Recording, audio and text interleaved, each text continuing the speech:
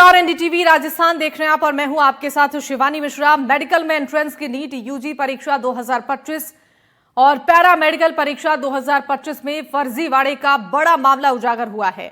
Jaipur police ने परीक्षा में फर्जीवाड़ा कर मुन्ना भाई बनने के प्रयासों को विफल कर दिया है। परीक्षा में अभ्यर्थियों की जगह पर पेपर सॉल्वर बिठाने और फर्जी दस्तावेजों के जरिए चयन का खेल खेलने वाले गिरोह का भांडाफोड़ हुआ है, जिसमें पुलिस ने 5 सदस्यों को गिरफ्तार किया है। उनमें से 3 ब्लूटूथ डिवाइस, परीक्षा से जुड़े फर्जी दस्तावेज, मोबाइल, सिम कार्ड, 50,000 रुपए नगद और एक स्कॉर्पियो गाड़ी जब्त की है। परीक्षा में धांधली की सूचना एसओजी और खुफिया एजेंसियों को मिली थी। पुलिस जांच में उजागर हुआ है कि डमी बैठने वाला एमबीबीएस फर्स्ट ईयर का स्टूडेंट इसमें शामिल है और उसके अलावा 2 अन्य आरोपी भी मेडिकल के स्टूडेंट हैं। 3 मई को करणी विहार थाना पुलिस ने धरपकड़ की ये कार्रवाई जगदंबा नगर में की। राष्ट्रीय परीक्षा एजेंसी नई दिल्ली ने नीट यूजी 2025 की परीक्षा 4 मई को दोपहर 2 बजे से 5 बजे तक आयोजित की थी और परीक्षा से एक दिन पहले रात में मुखबिर की सूचना पुलिस को मिली। 4 मई को नई दिल्ली के परीक्षा केंद्र पर परीक्षा के दौरान गिरोह की गतिविधियों पर नजर रखी गई। दूसरी ओर झुंझुनू से भी हैरान करने वाली खबर सामने आई है। नीट यूजी परीक्षा के बाद एक छात्रा ओएमआर शीट अपने साथ लेकर गई। शहीद पीरू सिंह स्कूल में नीट यूजी परीक्षा केंद्र पर यह घटना हुई। परिजन से बात करने के बाद उसे गूढ़ा क्षेत्र में कीड के पास से पकड़ा गया और बाद में ओएमआर की कार्बन कॉपी जमा करवाई गई।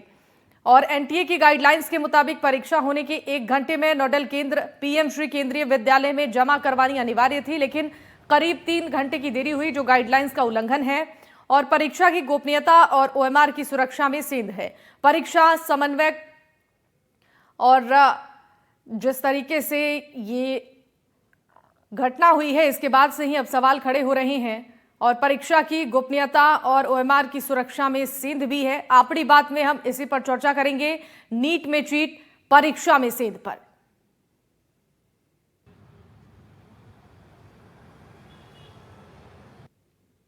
इसमें कार्रवाई करते हुए पुलिस ने इन 5 लोगों को गिरफ्तार किया है। आर्टिफिशियल इंटेलिजेंस का प्रयोग करते हुए फोटो मिक्सिंग के माध्यम से ये लोग जब फॉर्म भरते थे तब जो डमी कैंडिडेट बैठता था और जिस कैंडिडेट की एग्जाम होती थी उनकी फोटो को मिक्स करके फोटो लगाई जाती थी ताकि एजेंसियों को शक नहीं हो, लेकिन लगातार तकनीकी तौर पर इन पर नजर रखी जा रही थी। ऐसे में इनको गिरफ्तार किया है।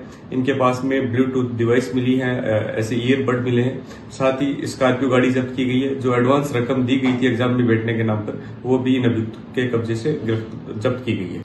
ये पीरू सिंह स्कूल जिसमें ये केंद्राधीक्षक से सूचना ली गई कि भी यहाँ पर जो बच्ची ऐसा केस सुनने में आ रहा है, तो वो वहाँ से कलेक्ट करके ले आई। मेरे पास जो जमा होती है वो सील्ड कॉपीज जाती है और वो सील्ड कॉपीज 9:15 बजे जमा होगी।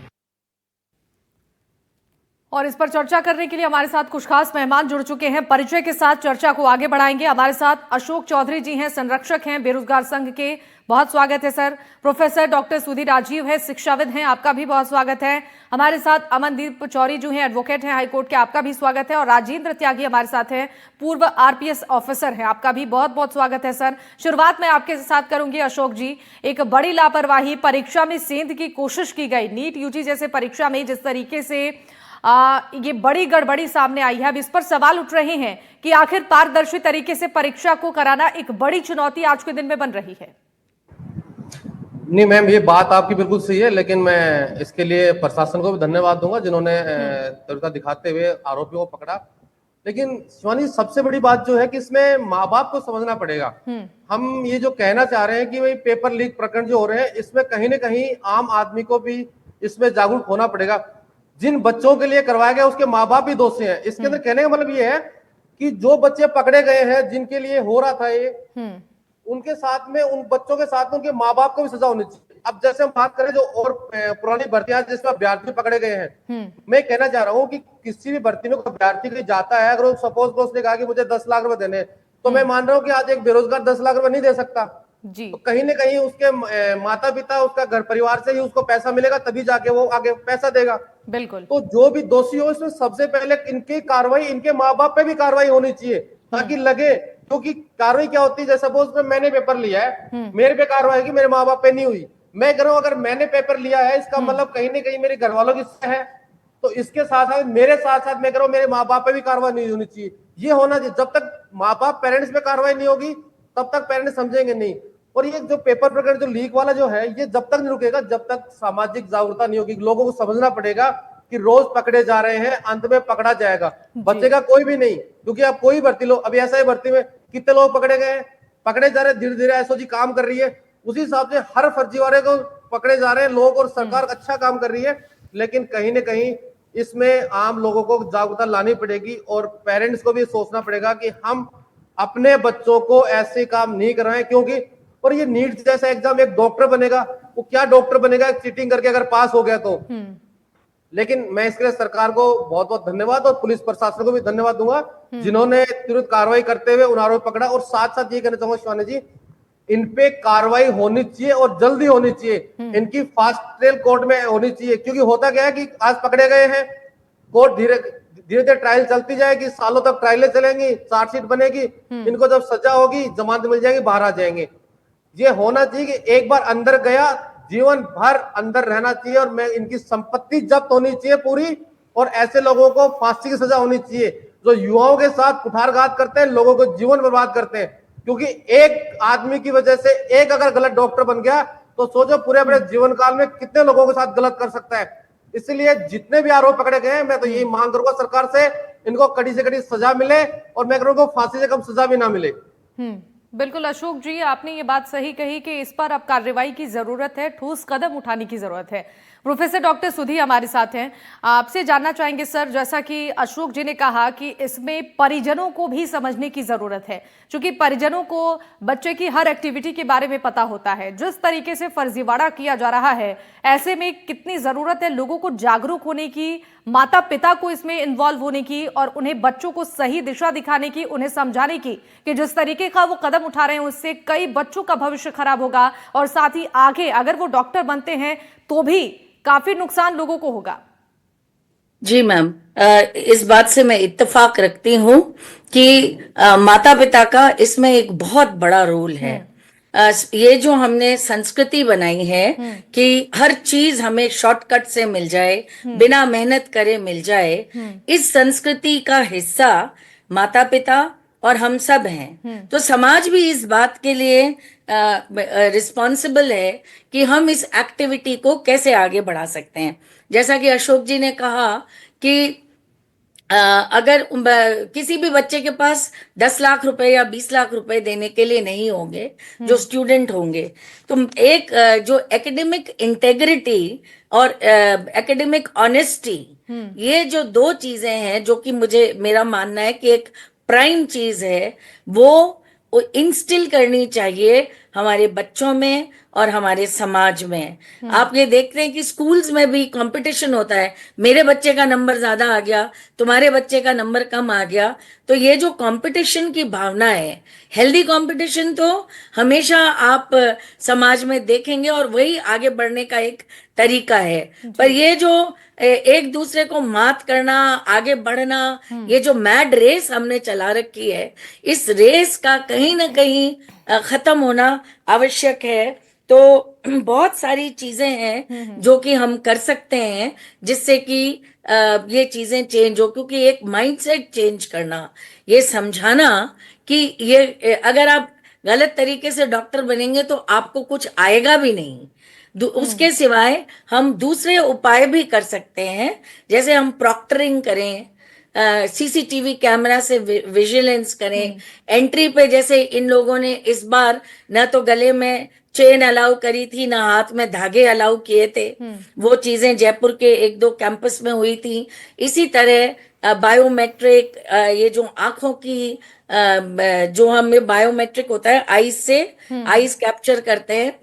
तो ये इतनी सारी चीजें हैं जो कि करनी चाहिए, क्योंकि हम ये समझ चुके हैं कि इसकी रोकथाम नहीं होगी। 2024 में भी ये हुआ था, 2025 में वापस हम वहीं खड़े हैं और कोई इम्प्रूवमेंट उसमें नहीं हुआ है। तो माइंडसेट चेंज करना और parental responsibility as well as the responsibility of the student, of the person who's taking the exam is very very important. बिल्कुल।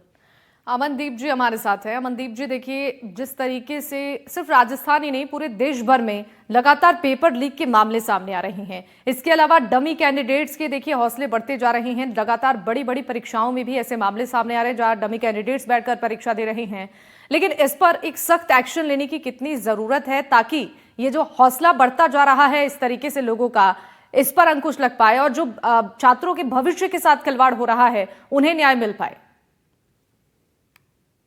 नमस्कार आपको।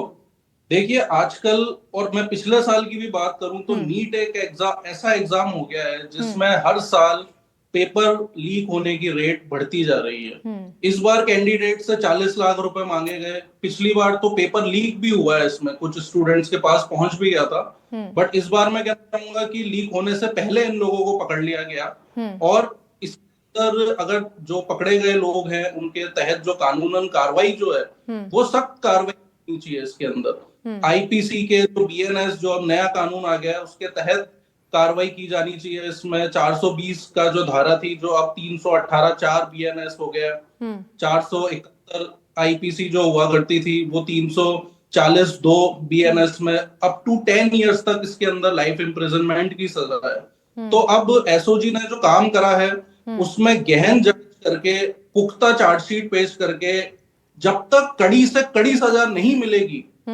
तब तक इस तरह के जो अपराध हैं ये समाज से खत्म नहीं किए जा सकते हैं।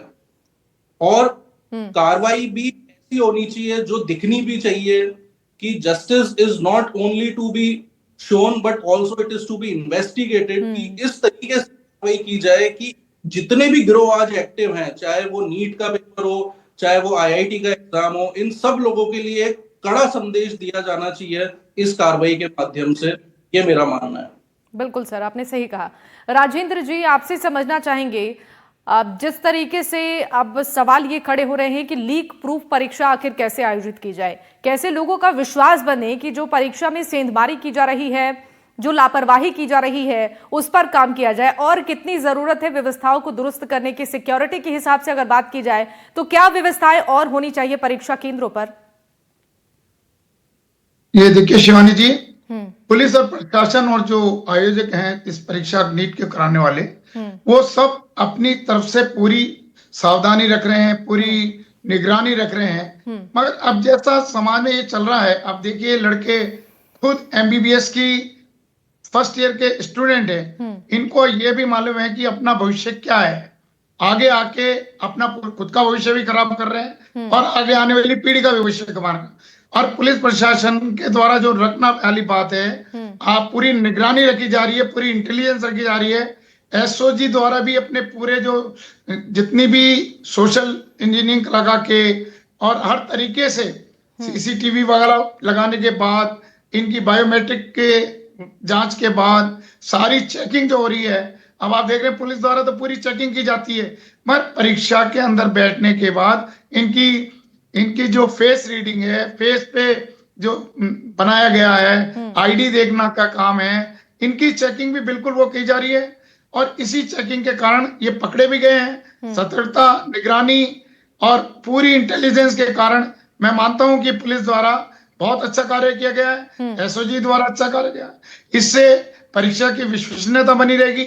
नीट में तो मेन मैडम बात यह है, नीट का डॉक्टर बनने के लिए आज की तारीख में प्राइवेट हॉस्पिटल जो है, कॉलेज है, वो कितना रुपया ले रहे हैं। वो ये सोचते हैं कि भाई ये जैसा आपने बताया, माँ बाप के लिए, माँ बाप बिल्कुल जिम्मेदार है इसके लिए कि भाई माँ बाप को ये मालूम है कि बच्चा, एक स्टूडेंट को इतना पैसा कहाँ से देना है, क्यों देना है। मगर उनको भी लगता है कि ये प्राइवेट से अच्छे नंबर आ गए तो सरकारी कॉलेज मिल जाएगा। मगर मेरा तो मानना है कि ये पेरेंट्स भी पूरे जिम्मेदार हैं इस चीज के लिए, उनको मालूम है। मैं आपको जयपुर के हालात बता रहा हूँ। जयपुर में आप देखिए जो गोपालपुरा के अंदर है, वहां आप लड़के पढ़ने आ रहे हैं, इन कोचिंग में आ रहे हैं, गाड़ियां लेके आ रहे हैं, नई नई कारें लेके आ रहे हैं। और मैं बताइए आपको, एक या तो टीचर बनने के लिए या एक पुलिस में भर्ती होने के लिए, कांस्टेबल की भर्ती के लिए, जब वो लड़के अभी से थार गाड़ियों के अंदर आ रहे हैं, कारों के अंदर आ रहे हैं, तो मेरा तो नहीं मानना कि वो आगे जाके किस तरीके से पास होंगे, क्या वो करेंगे। पुलिस बिल्कुल इनके ऊपर निगरानी रख रही है और मेरा मानना है कि कानून भी इनको छोड़ेगा नहीं। अब कानून सख्त भी हो गया है इस जो परीक्षा की जो चीटिंग में और जो इसमें इस पेशे में लगे माफिया यही है एक तरीके का, और इस माफिया पे पूरा कंट्रोल भी होगा। पुलिस की इंटेलिजेंस सर्वेलेंस पूरी जारी रही है और इनको पकड़ा जा रहा है। और इनको जैसा चौधरी साहब ने बताया, ये पक्का है कि इनको सजा भी काफी मिलेगी। मेरा भी आप मानना यह है कि इनको जमानत इतनी जल्दी ना मिले, क्योंकि एक लंबा समय लगता है इनका चालान पेश होने में। इन चालान पेश होने की इस दूरी में इनकी जमानत हो जाती है, ये फिर बाहर आ जाते हैं और इनको अपनी परीक्षा की, अपने भविष्य की कोई चिंता नहीं है। जिस बच्चे को अपनी भविष्य की चिंता नहीं, वो आगे होके क्या तो बनेगा और क्या करेगा। बिल्कुल सही कहा सर आपने। अशोक जी, आपसे ये भी समझना चाहेंगे, लगातार हम इस पर कार्रवाई की बात कर रहे हैं और प्रशासन भी अपने तरीके से इस पर काम करने की पूरी कोशिश में है, लेकिन सवाल यही है कि बार बार प्रतियोगी परीक्षाओं में इस तरीके की गड़बड़ी होना, एक बड़ा खिलवाड़ बच्चों के भविष्य के साथ हो रहा है। एक ट्रेंड सा बनता जा रहा है कि कोई भी प्रतियोगी परीक्षा उसमें गड़बड़ी हो रही है, पेपर लीक हो रहे हैं। अब ऐसे में बच्चों का मनोबल इससे कमजोर हो रहा है। शिवानी जी, मैंने जो कहा ना अभी कि जो कानून है, जिसने भी कहा कि आज एक किसी ने पेपर लीक किया और उसने करोड़ रुपए कमा लिए, वो ही चाह रहा है कि मैंने अगर किसी पेपर लीक प्रकरण में 10 करोड़ रुपए कमा लिए, मैंने 2 करोड़ रुपए वकील साहब को फीस दे दी और 6 महीने जेल रह के आ गया, 1 साल रह के आ गया, 2 साल रह के आ गया, घर आ जाऊंगा, तो मतलब मैं पूरे जीवन काल में भी 8 करोड़ रुपए नहीं कमा पाऊंगा या पूरे जीवन काल में 5 करोड़ नहीं कमा पाऊंगा।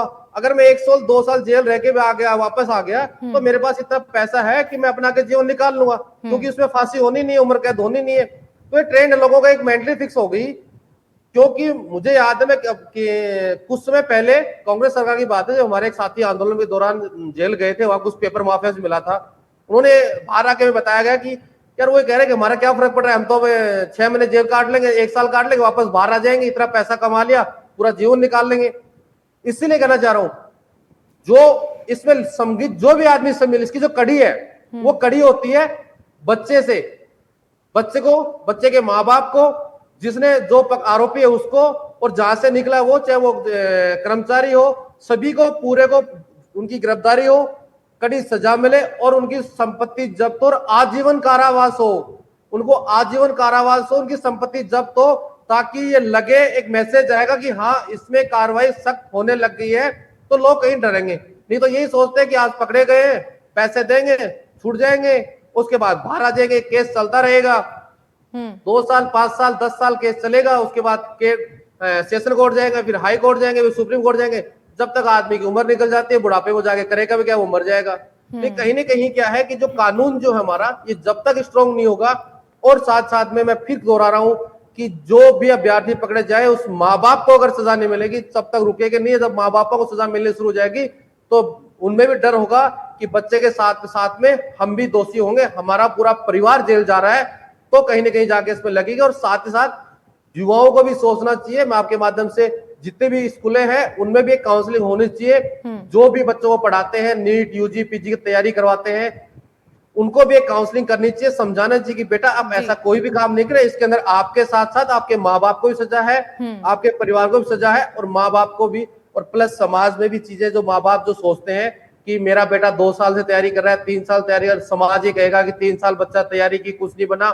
ऐसा कुछ नहीं है, बच्चे में काबिलियत थी, उसने अपनी मेहनत की, वो डॉक्टर नहीं बन पाया, हो सकता है वो आगे कुछ उससे भी अच्छा बने, वो आईएएस बन जाए, वो आईपीएस बन जाए, हो सकता है वो नेता, उसके बाद बहुत ऑप्शन है, वो कोई भी नौकरी लग जाएगा, तो सामाजिक प्रतिष्ठा इससे कोई दाव पे नहीं लगती। ये भी एक माँ बाप को समझना पड़ेगा। जब तक ये चीजें, सारी चीजें आपस में मेल नहीं खाएंगी, तब तक ये प्रकट नहीं रुकेंगे। मैडम, ये बहुत सही बात कही आपने। अमनदीप जी, आपसे समझना चाहेंगे, अभी कितनी ज़रूरत है ऐसे मामले जो लगातार बढ़ रहे हैं, इस पर सख्त एक्शन की, इस पर कानून को और ज़्यादा स्ट्रांग करने की, और जो सज़ा का प्रावधान है उसे और ज़्यादा मजबूत करने की, ताकि अगर इस पर एक मिसाल पेश की जाए, ताकि आगे से जो पेपर लीक की मामले सामने आ रहे हैं या फिर जो फर्जी कैंडिडेट्स बैठ रहे हैं परीक्षा में, उस पर कोई एक सख्त एक्शन लिया जाए। एक मैसेज देने की अभी कितनी ज़रूरत है? देखिए शिवानी जी, इस संदर्भ में जो कानून है वो तो मजबूत है, लेकिन सबसे बड़ा जो फ्लॉ है इस सेक्शंस ऑफ बीएनएस या आईपीसी के अंदर वो ये है कि जो इसमें ट्रायल है वो बहुत लंबी चलती है, तो कन्विक्शन का जो टाइम है कभी कभी सालों निकल जाते हैं उसके अंदर। इसीलिए जब तक इस तरह के प्रकरणों में कन्विक्शन टाइम एंड स्पीडी नहीं होगा, तब तक जो बाकी माफिया हैं उनको इस बात का भय नहीं होगा कि ऐसे कृत्य करने से उनके ऊपर कड़ी कार्रवाई तो हो ही रही है, साथ साथ स्पीडी ट्रायल का भी इसके अंदर प्रोविजन ऐड किया जाना चाहिए, ताकि विद इन अ ईयर या विद इन 2 years 2 साल के अंदर अंदर इनको कन्विक्शन किया जा सके। तभी इस प्रकार के जो माफिया हैं उनमें एक भय व्याप्त होगा। अभी क्या होता है कि ठीक है, पुलिस ने अरेस्ट तो कर लिया, हो सकता है इनकी 3 महीने में after filing of the chargesheet या 6 महीने में इनकी बेल हो जाए। बेल पे बाहर आने के बाद में जो ट्रायल होता है वो 5 साल 10 साल 12 साल इतना लंबा वो ट्रायल खिंच जाता है कि ये लोग बाहर आने के बाद में फिर उस तरीके के काम में इन्वॉल्व हो जाते हैं और नए लोगों के संपर्क में आके उनका भविष्य बर्बाद करने के लिए ये लोग साजिश रचते हैं। तो मेरा ये मानना है कि स्पीडी ट्रायल जब तक इन प्रकरणों में नहीं होगा, जैसे कि आज पॉक्सो एक्ट है, इसके अंदर 6 महीने साल भर के अंदर जो केस है वो डिसाइड हो जाता है, वो ही हमें बेंचमार्क इस प्रकार के जो प्रकरण है उनमें भी लागू करना होगा। बिल्कुल सर। सुधीर राजीव जी, आपसे समझना चाहेंगे, जिस तरीके से हम बात कर रहे हैं कि समाज में लोगों को जागरूक करने की ज़रूरत है, संदेश देने की ज़रूरत है और बच्चों का मनोबल जो गिरता जा रहा है प्रतियोगी परीक्षाओं के प्रति, उनमें किस तरीके से कॉन्फिडेंस लाया जाए, माहौल जो खराब होता जा रहा है उसमें सुधार की कितनी ज़रूरत है, साथ ही कोचिंग संस्थानों में जहां पर बच्चे तैयारी कर रहे हैं वहां पर उनके काउंसलिंग की कितनी ज़रूरत है?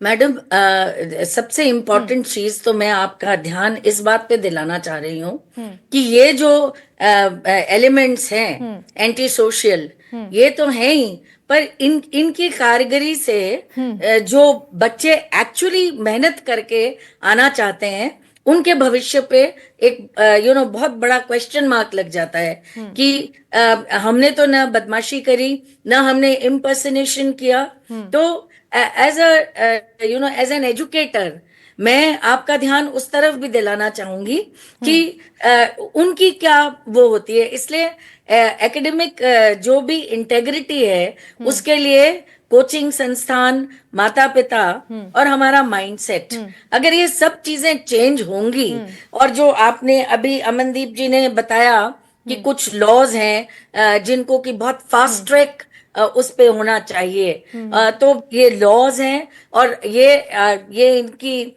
पुलिस की और एसओजीज की क्रेडिट है कि इन्होंने तुरंत पकड़ लिया इन लोगों को। तो अगर कोई जना पेपर लेके भाग गया और ओएमआर शीट नहीं सबमिट करी, तो जो भी इन्विजिलेटर है क्लासरूम में, वो किसी भी स्टूडेंट को जब तक काउंट पूरी नहीं हो जाए उसकी, अगर मेरे रूम में 60 लोग हैं तो जब तक 60 ओएमआर शीट मुझे नहीं मिली है तब तक कोई भी बच्चा क्लासरूम से बाहर नहीं निकल सकेगा। तो इस तरह अगर हम ऑब्जर्व करें कि एजुकेशनल इंस्टीट्यूशंस में भी टीचर्स को समझाया जाए कि इन्विजिलेशन किस तरह किया जाए, कोचिंग सेंटर्स को वहां जाकर उनको समझाया जाए कि आपकी कोचिंग से कोई फर्स्ट आया है, कोई सेकंड आया है, किसी ने लिस्ट में टॉप किया है, इस भागदौड़ में आप जो ऑफ ट्रैक हो जाते हैं बच्चे, उसको ऑफ ट्रैक होने के लिए बचाने के लिए हर जगह काउंसलिंग की आवश्यकता है। काउंसलिंग स्टूडेंट की हो, काउंसलिंग कोचिंग सेंटर्स में हो, एजुकेशनल इंस्टीट्यूशंस में हो, फैमिली में हो, और सोसाइटी में ये फैल जाए कि ऐसा करने से उनकी जिंदगी जेल में कटने वाली, वो जेल से छूटने वाले नहीं है, क्योंकि उनको अगर उम्र कैद नहीं होगी तो ये वापस चक्र चालू हो जाएगा। तो एक उनको ये मैसेज जाना बहुत आवश्यक है, और मेरे ख्याल से ट्रेनिंग और मेंटरिंग सबसे ज्यादा इम्पोर्टेंट है इन लोगों को ये समझाने के लिए कि ऐसा नहीं होना चाहिए। बिल्कुल मैम, एक बार इस पर राजेंद्र जी आपसे जानना चाहेंगे, जिस तरीके से प्रशासन की ओर से लगातार इस पर काम तो किया जा रहा है, लेकिन अभी भी जो परीक्षा केंद्र हैं वहां पर थोड़ी बहुत लापरवाही है, जिस वजह से ओएमआर शीट लेकर स्टूडेंट्स बाहर निकल जा रहे हैं। इस पर अभी ध्यान देने की जरूरत है ताकि अंदर की व्यवस्थाएं स्ट्रांग रहें। बिल्कुल मैम, देखिए पुलिस प्रशासन या पुलिस वाले ये तो बाहर की सुरक्षा के लिए हैं, मगर स्कूल प्रशासन जो अंदर है, जैसा मैम ने बताया कि बिल्कुल अंदर की व्यवस्था, एक तो सीसीटीवी लगे हुए हैं, हर चीज को, हर लड़के को जब चेक कर रहे हैं, और जब वो लड़का अपनी परीक्षा देके जा रहा है तो जब तक बच्चे पूरे उसकी इन्विजिलेटर के पास जब तक पूरी कॉपीज नहीं आ जाती, उनको बाहर नहीं जाने दिया जाए। और बाहर भी आप देखिए गेट निकलने के बाद ये तो उस स्कूल प्रशासन की लापरवाही है कि उसको ये नहीं मालूम पड़ा कि भाई उमर शीट बाहर चले गई। ये तो बाहर जब उनके पास, ये बहुत सही बात आपने कही कि बाहर की व्यवस्थाएं तो दुरुस्त है, लेकिन अंदरूनी व्यवस्थाओं को भी स्ट्रांग करने की अभी जरूरत है ताकि ऐसे मामलों पर रोक लग सके। आप सभी मेहमानों का बहुत बहुत शुक्रिया हमारे साथ इस खास चर्चा में शामिल होने के लिए। और इसी के साथ इस चर्चा में फिलहाल के लिए बस इतना ही। तमाम खबरों के लिए आप देखते रहिए एनडीटीवी राजस्थान। नमस्कार।